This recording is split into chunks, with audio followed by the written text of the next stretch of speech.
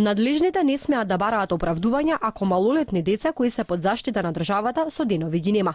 Реагираат од Меѓаши по информација од МВР дека во домот 25 мај 3 деца се водат за побегнати. Според Драги Змијанац треба многу да се инвестира во кадрот кој работи во домовите за деца. Мора да се работи со тие деца, кадрот треба навистина да одговара на предизвиците и да се инвестира во него.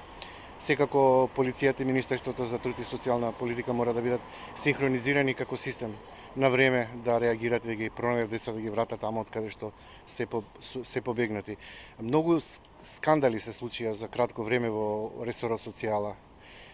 Се сеќавате тргувано дете, подведувано, детска проституција и така натаму, па потоа сомнеш за посвојување на деца, дека се занимавале со мито и корупција, одредени луѓе јавното обвинителство покрена постапка.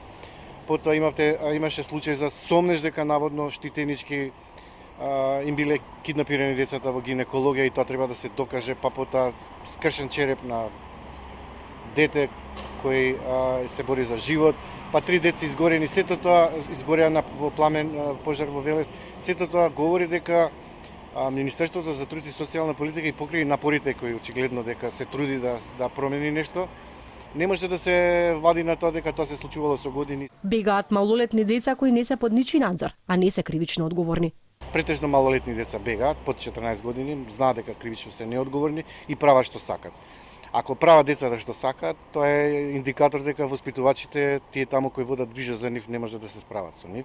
Децата кои излегуваат од воспитно-социјални институции треба да пораснат во совесни и работно способни граѓани. Веќе трет ден ни трага ни глас од 3 деца кои избегаа во четвртокот напладне. Од Министерството за труд и социјална политика уште вчера за Алфа рекоа дека се запознаени со случајот, но се оградија дека не објавуваат ништо, се додека полицијата не излезе со официјален извештај. И денеска во телефонски разговор ни го потврдија тоа. Од МВР пак не известија дека истрагата е во тек. Каде се во меѓувреме трите малолетни деца кои се на возраст од 11, 13 и 14 години? Дали се кај семејствата или роднините, од каде малолетниците со причина биле одземени за државата да се грижи за нив?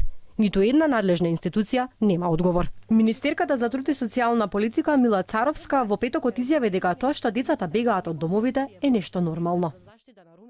Откри скандалозен случај на детска проституција.